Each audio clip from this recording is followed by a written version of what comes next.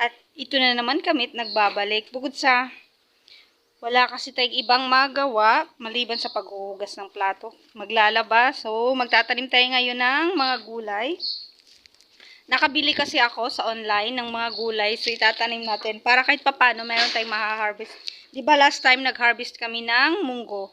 So, bumili ako ulit ng mga seeds para magtanim kami ulit.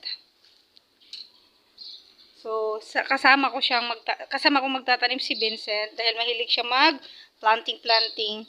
Pag siya yung magtatanim, araw-araw niya yung dinadalaw kung okay na yung plants niya. So, hihintayin ko lang siya nasa lupa kasi. So, nagsi-CR pa daw siya. Hihintayin lang natin.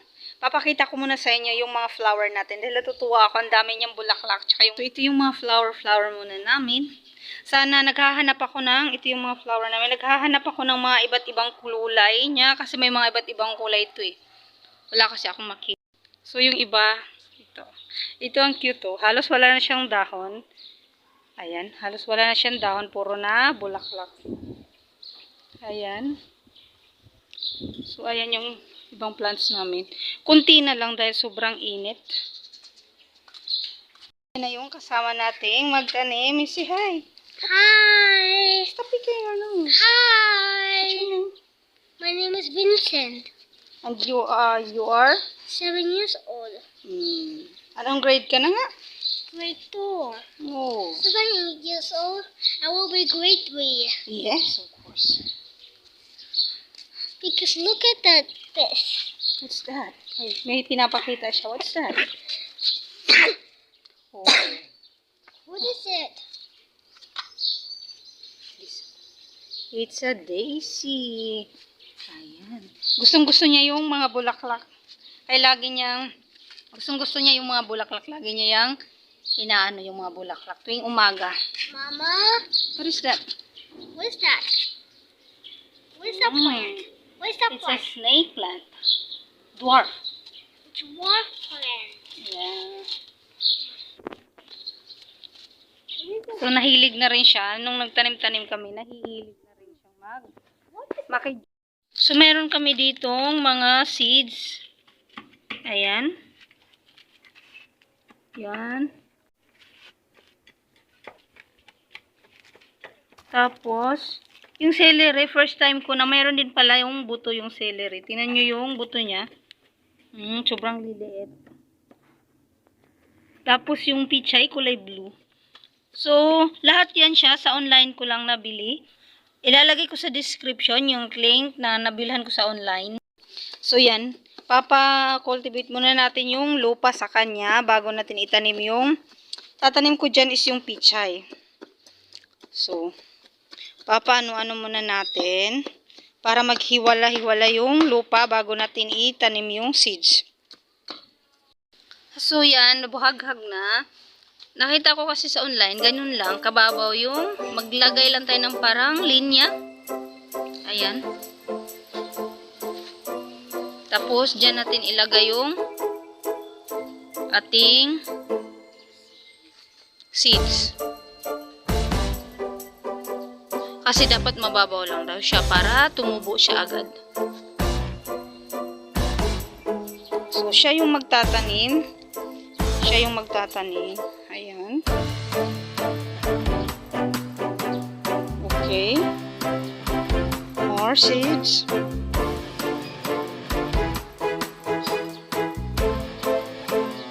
So, para hindi siya maano sa gadget.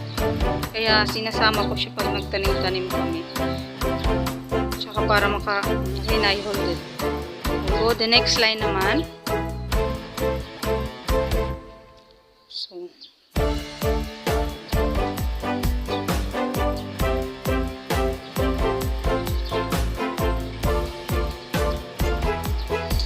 more here. There you go.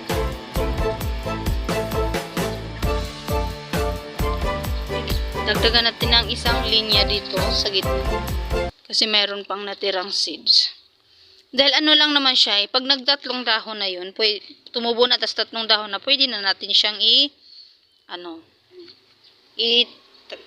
ilipat.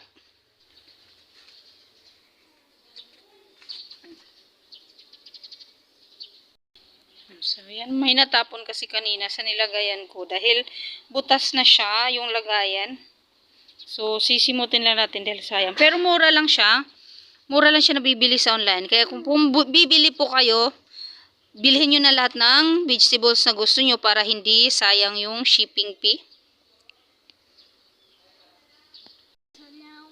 It's my turn na naman daw. So, takpan na natin siya. Kukuha ako ng ibang lupa. So, ito. So, ganun lang natin. Takpan lang natin ng... Pwede naman yung katabi lang niya. Pwede naman ganyan. Ayan.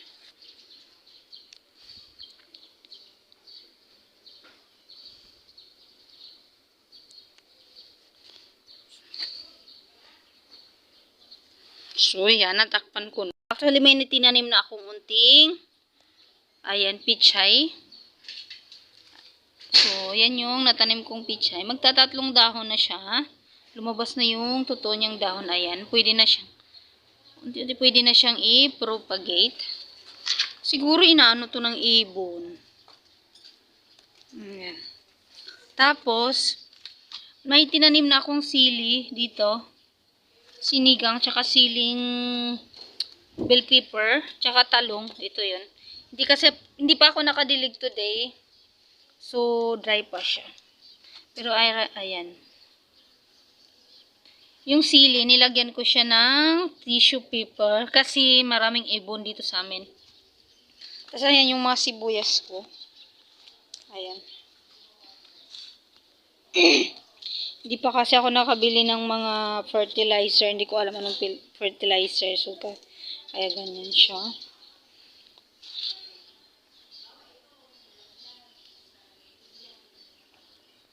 So, next kong itatanim is yung... nahulog.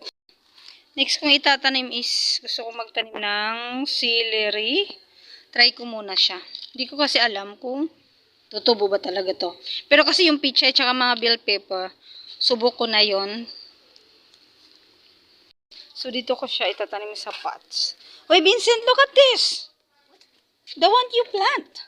It's growing. What? Oh. Nagtatanim-tanim kasi yan siya ng ano. Kung ano-anong seeds yung nakikita niya tinatanim na. This one also. Look. Oh. This one. So, dito ko itatanim yung aking celery. So, yan. Kunti lang yung kinuha ko. Ayan. May natira pa. Ito lang yung itatanim ko. Tatry ko lang dahil hindi pa ako pa kasi na-try magtanim ng celery.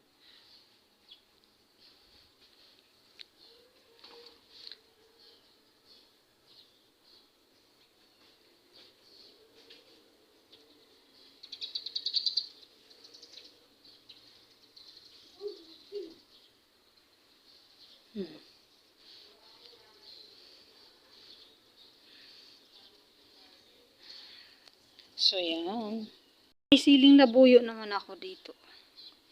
So, marami siya. Ayan. Mukhang dadami. Naka-harvest na din ako dito. Madaming ibon kasi dito. Kaya tingnan mo, napanot-panot siya.